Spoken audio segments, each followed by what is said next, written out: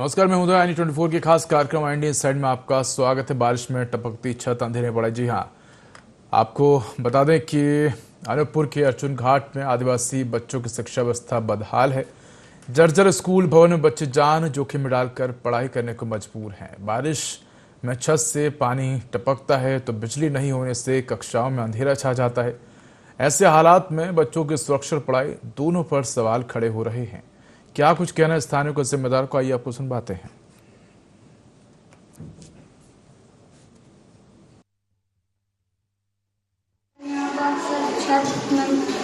छत टूटी है सर, पानी छूटा है सर, क्लास में पानी भर जाता है सर, बेंच गीली हो जाती है सर, पढ़ने में दिक्कत होती है सर, लाइट नहीं है सर, तो खिड़की खोल के पढ़ना पड़ता है, खिड़की से पानी आता है सर, इसके साथ नींद तबीयत खराब हो जाती है। हमारा स्कूल बहुत पानी भरे रहता है, जब भी आती मैं सुबह तो पूरे क्लास से पानी भरे रहता है, बेंच में बैठने की जगह नहीं रहती है, किताब और बैग सब दिन जाते हैं, हमारे ड्रेस से दिन जाते हैं और डेली आंटी एक एक बल्टी दो बल्टी पानी फेंकती हैं। प्लीज़ हमारे स्कूल के लिए कुछ सुविधा करें और लाइट की व्यवस्था भी नहीं रहती है। पूरे कमरों में पानी भरे हुए हैं। मैं सहायिकाओं से अभी पानी बाहर करवाई हूँ।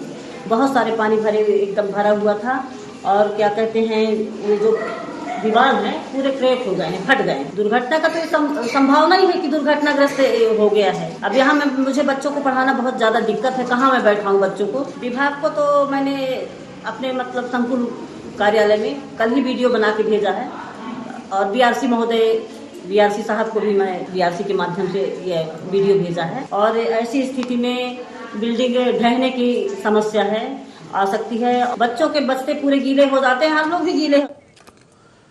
तो देखा आप किस प्रकार बच्चे जो है वो मजबूरी में पढ़ने को मजबूर हैं। और इसी पर अधिक जानकारी हमारे साथ सहयोगी सुनील जुड़ गए हैं। सुनील, क्या कुछ कारण है जिसके चलते जो बच्चे हैं उनको क्लासरूम में जाने से डर लगता है? किस प्रकार से वहां पढ़ाई हो रही है? क्या कुछ व्यवस्थाएं हैं? आपको बता दूं, ये जो पूरा मामला ये अनूपपुर जिले के ग्राम जो बिजली नगर पालिका अंतर्गत ये जो गांव है, यहाँ पे ये समस्या ये है कि यहाँ पे जो स्कूल है, स्कूल हमें लगातार यहाँ पे टपकती हुई नजर आ रही है। पूरी बिल्डिंग जर्जर हो चुकी है। अनूपपुर जिले में करीब ऐसे 250 से ऊपर ऐसे स्कूल है जो भवन विहीन है, और कुछ ऐसे स्कूल हैं जो जर्जर अवस्था में पड़े हुए हैं, और कुछ ऐसे भी स्कूल है जो भवन न होने के कारण कभी क्या बोलते हैं, कभी पंचायत में लग रही है तो कभी पंचायत भवन जो बना रहता है, अतिरिक्त भवन रहता है, उसमें बने रहते हैं। ऐसी समस्या यहाँ पे कई सालों से बनी हुई है। लेकिन सरकार का तो ये कहना है कि स्कूलों की व्यवस्था जो है वो ठीक की जा रही है और निर्देश भी सरकार समय समय पर देती है कि बारिश से पहले तमाम स्कूलों की मरम्मत कराई जाए। तो क्या यहाँ पर जो अधिकारी हैं वो नहीं पहुंचे मरम्मत कराने, देखरेख करने?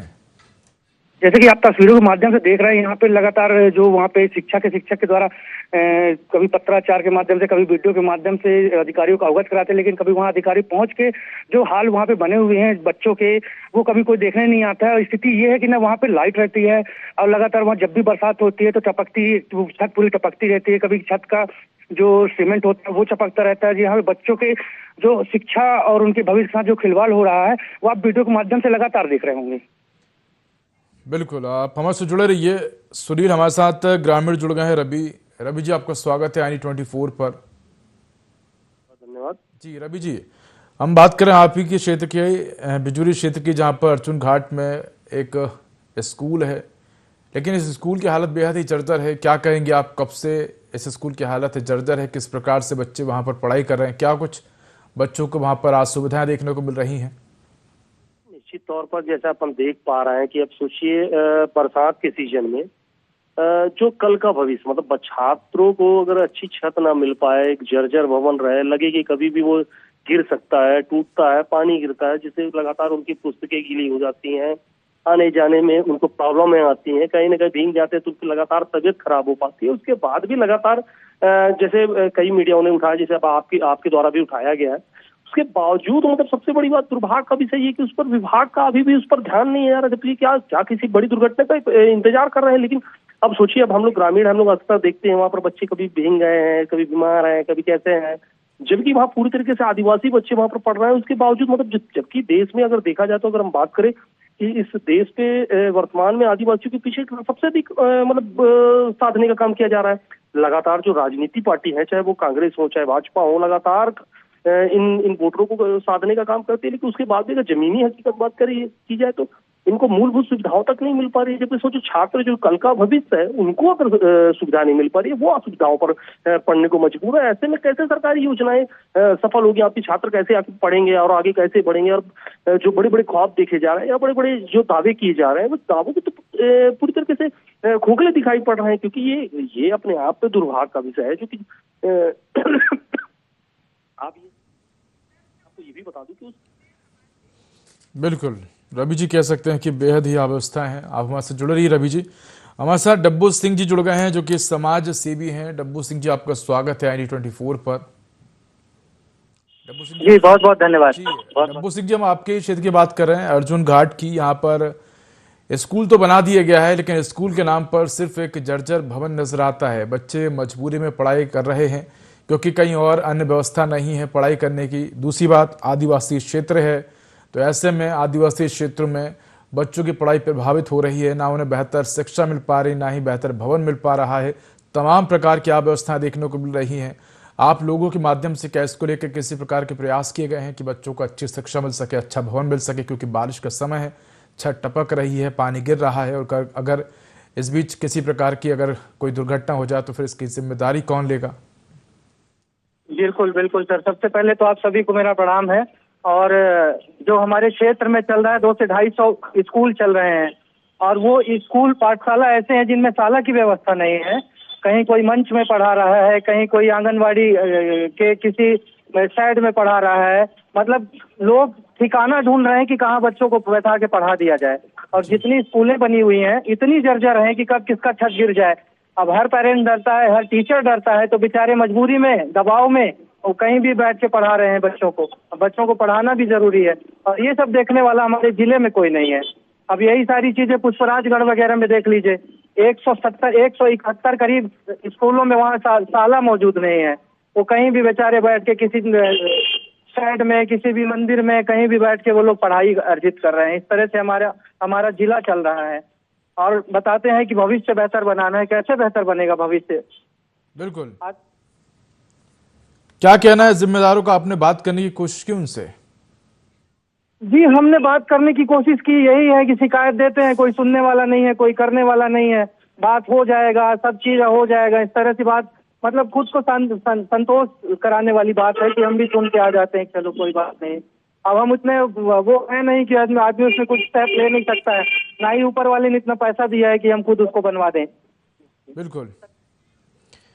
फिर ऐसे में जो बच्चे पढ़ाई कर रहे हैं, छत टपक रही वहां पर, आपसे जानना चाहूंगा कि जो बच्चे हैं वो किस क्लास से किस क्लास तक के बच्चे जो हैं वो वहां पर पढ़ाई कर रहे हैं? इसके अलावा क्लासरूम में क्या कुछ व्यवस्थाएं देखने को मिलती है? सिर्फ अगर हम अनूपपुर की ही बात कर लें तो तमाम स्कूलों में किस प्रकार की व्यवस्थाएं देखने को मिलती है? क्योंकि सरकार तो बात करती है कि स्कूलों को मॉडर्न बनाया जाएगा और तमाम प्रकार की व्यवस्थाएं की जाएंगी स्कूल में। पेपर होती हैं, जमीनी स्तर में कोई भी काम अच्छा नहीं हो रहा है। मतलब स्कूल को लेके थोड़ा सा भी ध्यान नहीं दिया जा रहा है। ना स्कूल है, ना हॉस्पिटल है। हॉस्पिटल तो छोड़ दीजिए, अभी बात स्कूल की चल रही है। तो बच्चे शुरू से जाते हैं ऐसे ही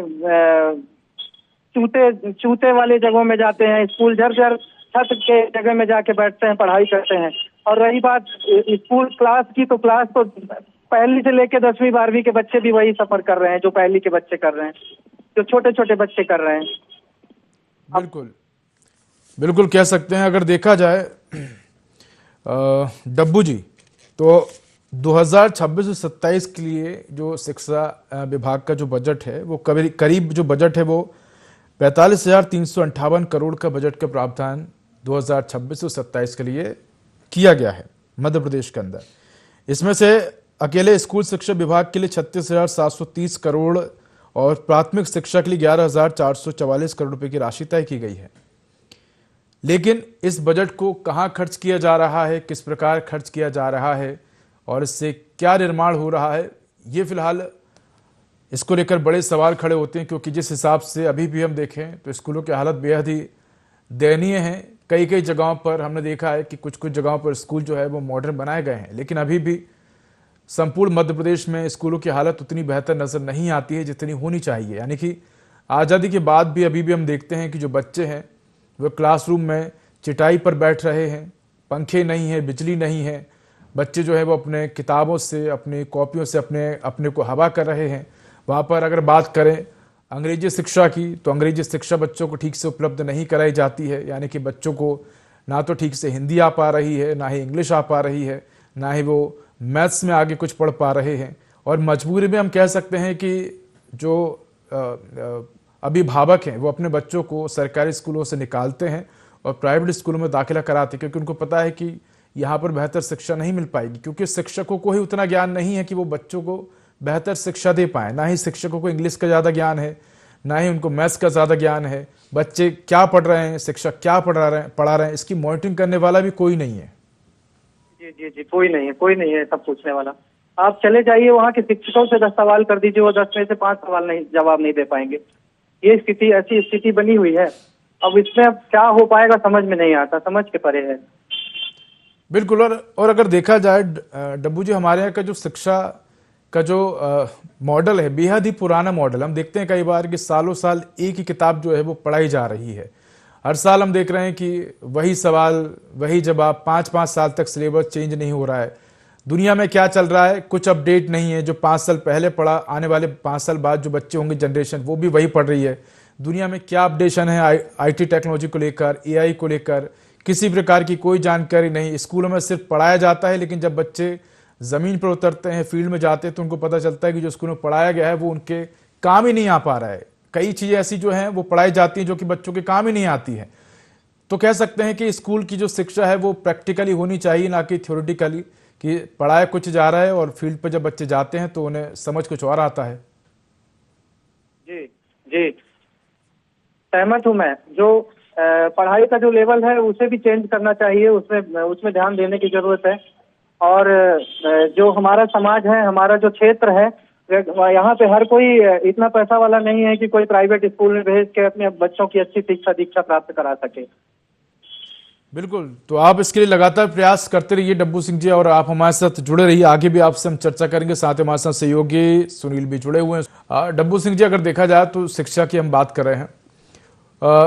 हाँ जी, शिक्षा की हम बात कर रहे हैं, और अगर शिक्षा को लेकर देखा जाए तो अभी भी उतने प्रयास नजर नहीं आते हैं।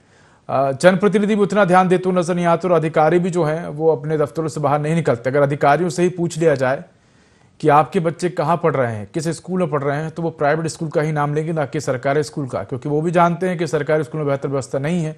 तो सबसे पहले तो जिम्मेदार जो हैं वो अधिकारी हैं, और उनसे ज़्यादा जिम्मेदार जो जनप्रतिनिधि हैं वो हैं, क्योंकि कहीं ना कहीं जनप्रतिनिधि तमाम योजनाओं को बनाने का प्रयास करते हैं, मार्गदर्शन में प्रशासन अधिकारियों के, और तमाम चीज़ें जो हैं वो देशवासियों के सामने प्रस्तुत करते हैं। तो पहली जिम्मेदारी जनप्रतिनिधियों की बनती है कि वो अगर शिक्षा व्यवस्था को बेहतर बनाना चाहते हैं तो वो अपने बच्चों का एडमिशन इन तमाम स्कूलों में कराएं, इन स्कूलों में नियमित मॉनिटरिंग हो, और अगर किसी प्रकार की अनियमितता पाई जाती है तो तुरंत कार्रवाई हो। शिक्षा व्यवस्था को बेहतर बनाया जाएगा, तभी देश का विकास ठीक से हो पाएगा। डब्बू सिंह जी।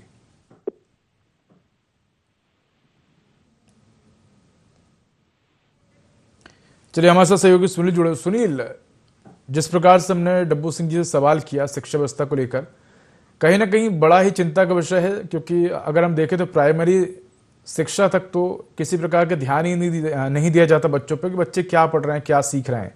सिर्फ बच्चे स्कूल जाते हैं, वहाँ पर थोड़ी देर बैठेंगे, क्या पढ़ा क्या नहीं पढ़ा, इससे ना तो शिक्षकों को कोई ज़्यादा लेना देना है, ना ही ऐसा कुछ हम देखते हैं कि कोई किसी प्रकार का कोई कंपटीशन या प्रतियोगिता हो जिससे पता चले कि बच्चों का शिक्षा का स्तर कहाँ है। फिर जब हम देखते हैं कि बच्चे जो हैं इसके ऊपर हाई स्कूल में आते हैं, हायर सेकेंडरी में जाते हैं, तो वहाँ पर देखते हैं कि बच्चों के सामने तमाम प्रकार की दिक्कतों का सामना करना पड़ता है। और अक्सर हम देखते हैं ग्रामीण क्षेत्रों में कि बच्चों की शिक्षा बेहद ही कमज़ोर होती है, और जब वो बड़े बड़े एग्ज़ाम, चाहे वो IIIT की बात करें या हम मेडिकल से रिलेटेड पढ़ाई की बात करें, नीट की, इन तमाम एग्ज़ामों में जब बच्चे बैठते हैं आदिवासी क्षेत्रों के, ग्रामीण क्षेत्रों के, तो हम देखते हैं वो काफ़ी पीछे रह जाते हैं। और अगर हम बात करें तो इन जो एग्ज़ाम होते हैं, हम देखते हैं कि इनमें अधिकतर इंग्लिश मीडियम के जो बच्चे हैं वो ज़्यादा निकलते हैं। हिंदी मीडियम के बच्चों को संघर्ष करना पड़ता है, क्योंकि जो शिक्षा व्यवस्था है वो ही इस प्रकार की बना दी जाती है कि अलग अलग, एक तो अलग अलग मध्य प्रदेश में अलग बोर्ड है, दिल्ली में अलग बोर्ड है, अलग अलग बोर्ड हैं। इसके बाद जो एग्ज़ाम होते हैं वो नेशनल लेवल पर होते हैं, और उस लेवल के अनुसार पढ़ाई जो है वो नजर नहीं आती। तो ऐसे में कह सकते हैं कि मध्य प्रदेश के जो बच्चे हैं वो काफी पीछे छूट जाते हैं इन तमाम एग्जामों में। जी मैं उदय जी मैं आपको बताना चाहूँ, ये जो अनूपपुर जिला है पूरा एक आदिवासी एरिया है, जहाँ पे बेहतर शिक्षा और बेहतर के लिए अनूपपुर जिले ने अभी पीठ थपथपाई थी। लेकिन अब ये पूरे जो आप देखेंगे, आप ग्रामीण क्षेत्रों में अगर आप देखें तो शिक्षा का स्तर लगातार गिरता हुआ नजर आ रहा है। बच्चों को वो शिक्षा नहीं मिल पा रही है जो उन्हें शिक्षा मिलनी चाहिए। जब वो बच्चे अगर किसी तरह अगर निकल के अगर वो आगे बढ़ते हैं, लेकिन उनको आज बेस ही उनका सही नहीं हो पाता, तो आगे वो एग्जाम अच्छे नहीं दे पाते हैं और पीछे रह जाते हैं। जैसे कि आप देख रहे होंगे, अभी ये अर्जुन घाट का ही मामला है, वहाँ बच्चों को शिक्षा की दूर की बात अच्छी बिल्डिंग तक नहीं मिल पा रही है। तो ऐसा अनूपपुर जिले का प्रशासन का ये कैसा रवैया और कैसे पीठापाती नजर आ रही है। वीडियो के माध्यम से आप लगातार देख रहे होंगे कि अनूपपुर जिले की स्थिति क्या है। बिल्कुल, लगातार वहाँ पे पानी गिर रहा है। तो ऐसे में सुनील, आप हमारे साथ बने रहिए। हमारे साथ गुड्डू चौहान जुड़ गए, जो कि कांग्रेस जिला अध्यक्ष अनूपपुर से। गुड्डू जी, आपका स्वागत है IND24 पर। जी नमस्कार जी गुड्डू जी, हम बात करें अनूपपुर के शिक्षा व्यवस्था को लेकर, जहां पर बिजली क्षेत्र में स्थित अर्जुन घाट है, वहां पर जो स्कूल है, वहां पर एक जो स्कूल की व्यवस्था है काफ़ी जर्जर है। छत टपक रही है, बच्चे ऐसी टपकती छत के नीचे जान जोखिम में डाल कर पड़ने को मजबूर है। और कल को मान लीजिए किसी प्रकार का कोई हादसा हो जाता है तो उसकी जिम्मेदारी कौन लेगा। हमारा सवाल ये है कि आखिर सरकार हर साल इतना करोड़ों रुपए बजट खर्च करती है स्कूल को लेकर, शिक्षा व्यवस्था को लेकर, तो आखिर ये बजट का उपयोग हो किस प्रकार से रहा है? क्योंकि आज भी हम देख रहे हैं इतने साल बीत जाने के बाद भी स्कूलों की ना तो व्यवस्था ठीक हुई है, ना ही शिक्षा व्यवस्था में ज्यादा कोई परिवर्तन देखने को मिल रहा है। तो आखिर ये बजट कहाँ जा रहा है? वो बजट निश्चित रूप से भारतीय जनता पार्टी के सरकार के जो मंत्री हैं, जो विधायक हैं, जो सांसद हैं और जो छुटभइये नेता हैं, उनके जेबों में जा रहा है। और उस विभाग के जो भ्रष्ट अधिकारी है उनके जेबों में जा रहा है। आप देख रहे होंगे कि पूरे प्रदेश में शिक्षा व्यवस्था की यही हालत है। जहां की हम बात कर रहे हैं बिजली की, वहां के विधायक कोतमा से विधायक हैं और मंत्री भी हैं श्री दिलीप जायसवाल जी। उनके क्षेत्र, उनके बिजली की आप बात कर रहे हैं। और कोतमा विधानसभा क्षेत्र में न केवल बिजली बल्कि पयारी के बच्चों का भी फोटो वीडियो आ रहा था कि किस तरीके से वो घुटने भर के कीचड़ में चल करके जा रहे हैं। और ये हालत केवल न बिजली और कोतमा विधानसभा की है बल्कि अनूपपुर जिले में। अनूपपुर जिले में तो गुड्डू जी, मैं आपको रुकना चाहूंगा। आपको बता दूं कि हमारे जो मध्य प्रदेश की जो बिजली है वो दिल्ली तक जाती है। आपको पता है दिल्ली मेट्रो के काम आती है हमारे मध्य प्रदेश की बिजली, लेकिन हमारे मध्य प्रदेश के अपने ही जिले अनूपपुर के स्कूल तक बिजली नहीं पहुंच पा रही है। बड़ा सवाल है। निश्चित रूप से बहुत बहुत बड़ा सवाल है। और मैं तो कहता हूं कि इनको आकर के देखना चाहिए और इनसे जवाबदेही तय होनी चाहिए कि बिजली में जब ये हालत है तो आप किस बात के मंत्री बने हुए हो। बिजली जो आपका गृह नगर है, वहां पर स्कूल के ये हालत है, वहां के बच्चों की जान खतरे में है, तो फिर आप किस बात के मंत्री बने हुए हो। लेकिन ये सरकार की कोई जवाबदेही नहीं है। ये लोग स्वास्थ्य की बात हो, शिक्षा की बात हो, बिजली पानी सड़क की बात हो, मूलभूत सुविधाओं के लिए, जनता के लिए कुछ भी नहीं करना चाहते हैं। बड़ी बड़ी बातें करते हैं, बड़ा बड़ा नारा बनाते हैं, बड़े बड़े स्लोगन जारी करते हैं, लेकिन धरातल पर उसका कोई असर नहीं होता है। बिल्कुल। और जिस प्रकार से जो बजट आवंटित होता है, अगर देखा जाए तो करीब 45,000 करोड़ से ज्यादा का बजट है। गुड्डू जी, इस बार का जो शिक्षा विभाग का जो बजट है 2026-27 का 45,358 करोड़ का जो बजट है, लेकिन हम देख रहे हैं कि अभी भी स्कूलों की हालत खराब है। आदेश दे दिए जाते हैं प्रशासनिक अधिकारियों को कि आप जाइए स्कूलों का निरीक्षण करिए बारिश से पहले कि किस स्कूल की हालत ठीक है, किसकी नहीं है, लेकिन पता नहीं फिर भी इस तरह के जो हालात है वो नजर आते हैं जब कहीं कोई बड़ा हादसा हो जाता है, कहीं कोई स्कूल की भवन गिर जाती है, छत गिर जाती है, बच्चे घायल हो जाते हैं, तो शिक्षा विभाग के कुछ अधिकारी जागते हैं, वहां पहुंचते हैं, खाना पूर्ति के लिए 2-4 अधिकारियों पर एक्शन ले लिया जाता है, सस्पेंड कर दिया जाता है, बाद में फिर से वो बहाल हो जाते हैं। एक सिस्टम जो है वो एक जिम्मेदारी वाला सिस्टम नजर नहीं आता है कि भाई ये गलती हुई है पहली बार, अब आगे से नहीं होगी। इस तरह की जिम्मेदारी नजर नहीं आती है। गलतियां होती हैं, खाना पूर्ति होती है, मुआवजा बांट दिया जाता है थोड़ा बहुत, उसके बाद फिर भूल जाते हैं सब। यानी कि इंसानों की, आम जनता की, जानवरों की, बच्चों की, बुजुर्गों की जान की कोई कीमत ही नहीं बची। अगर गलती हो तो वो सुधार किया जा सकता है। ये गलती नहीं है, इनका व्यापार है, ये इनका धंधा है, इनकी आदत है कि वो लूट करने का एक तरीका है जिसका ये बार बार इस्तेमाल करते हैं। अगर गलती हुई होती इनसे तो उस पर सुधार करते, लेकिन वो गलती नहीं है, इनकी आदत है। और वो लगातार करते हैं। कोई सहयोग होता है तो ठीक है, सहयोग से हो गया, अरे वो किया हुआ प्रयोग है, वो प्रयोग बार बार होता रहेगा और ऐसे ही लूटता जाता रहेगा सरकारी खजाना। और यहाँ बच्चों को, यहाँ मध्य प्रदेश के लोगों को, यहाँ बिजरी निवासियों, कोतमा निवासी, अनूपपुर जिले के निवासियों, छात्रों, किसी को कुछ भी नहीं मिलने वाला है। वहां आप बताइए कि ग्राम पंचायतों में स्कूल लग रही है और वो ग्राम पंचायत का छत भी टपक रहा है और उसका भी हालत जर्जर है। वो जो सांस्कृतिक मंच पंडाल बने होते हैं वहां पर क्लासेस लग रहे हैं, उसकी भी हालत जर्जर है, उसमें भी भ्रष्टाचार हुआ है। तो अभी आप जो कह रहे थे कि किसके हवाले, किसके भरोसे है, तो मैं आपको बताऊं कि सब भगवान भरोसे है, कहीं कुछ नहीं है इन लोगों के करने से। ये केवल लूटने के लिए सत्ता शासन में काबिज है। भारतीय जनता पार्टी का जो शिक्षा के लिए जो स्टेप है वो सब आप देख रहे हैं और कई सालों से ऐसा चला आ रहा है। इनके लिए केवल ये चारागाह है और कुछ नहीं है।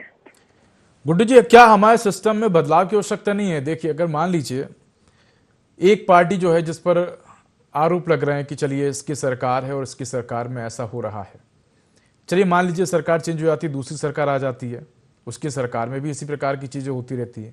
अब आम जनता के पास क्या विकल्प है? क्योंकि प्रदेश में तो सिर्फ दो ही दल हैं, एक बीजेपी, एक कांग्रेस, और जनता मजबूर है इन दोनों को ही चुनने के लिए। या तो एक व्यक्ति को चुनेगी, या दूसरे व्यक्ति को चुनेगी, या दूसरे व्यक्ति को चुनेगी, या पहले व्यक्ति को चुनेगी। जनता के पास विकल्प नहीं है ना, कि जनता जो है अगर उसको लगता है कि यार 5 साल हमने इनकी सरकार देख ली, मजा नहीं आया, अब दूसरी सरकार चुन ली, पर दूसरी सरकार में ही वही लोग हैं जो पहले थे, इससे पहले उन्होंने भी वही गड़बड़ किया था। अब जनता के सामने ऑप्शन नहीं है कि कहां जाएं, क्या करेंगे अब ऐसी व्यवस्था के लिए? चलिए 5 साल हमने बीजेपी की सरकार देख ली, लगा गड़बड़ है, बदल दी, कांग्रेस ले आए, कांग्रेस की सरकार आ गई, हमने देखा 5 साल में गड़बड़ हो रही, कांग्रेस की बदल दी। अब हम तीसरा कहां जाएं? क्योंकि दो ही सरकारें हैं ना, यहाँ पर दो ही सत्ता दल हैं, बीजेपी, कांग्रेस। आदमी के पास तीसरा कुछ विकल्प नहीं है कि वो कहीं और चला जाए, नहीं आया, मजा नहीं आया, दोनों में किसी तीसरी जगह चले जाए। फिर से मजबूर हो जाएगा बीजेपी को चुनने को, फिर से वही होगा, फिर मजबूर हो जाएगा कांग्रेस को चुनने को, फिर वही होगा।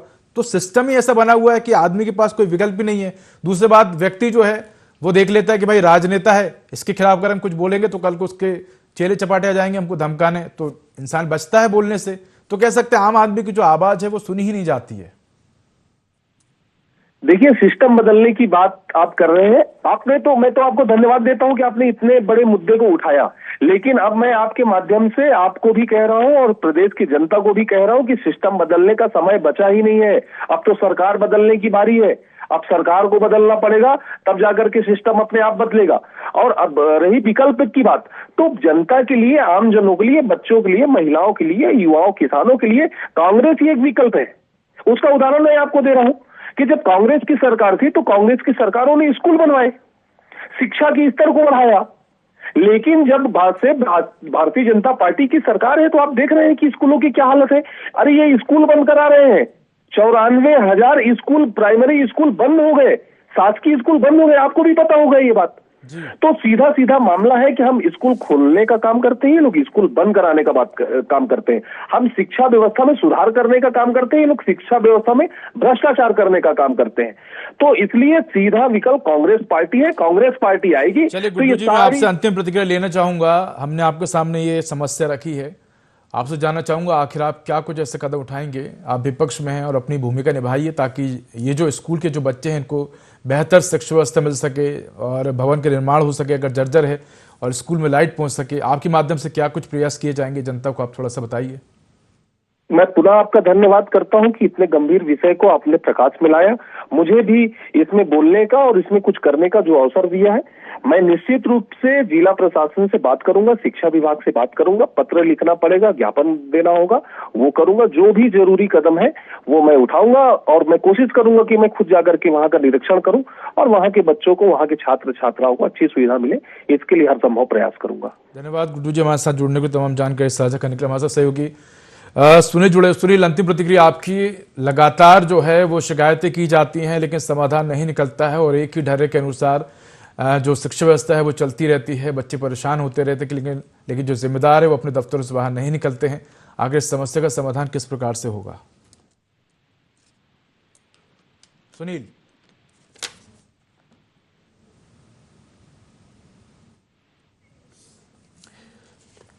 तो बता दें कि लगातार इस प्रकार की जो शिकायतें हैं वो सिर्फ एक स्कूल से नहीं, अनूपपुर के कई स्कूलों से सामने आती हैं।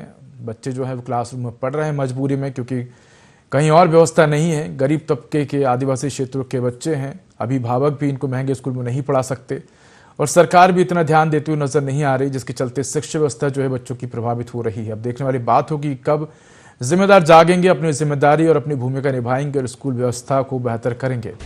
तो एंड इनसाइड में इतना ही। देखते रहिए i24। नमस्कार।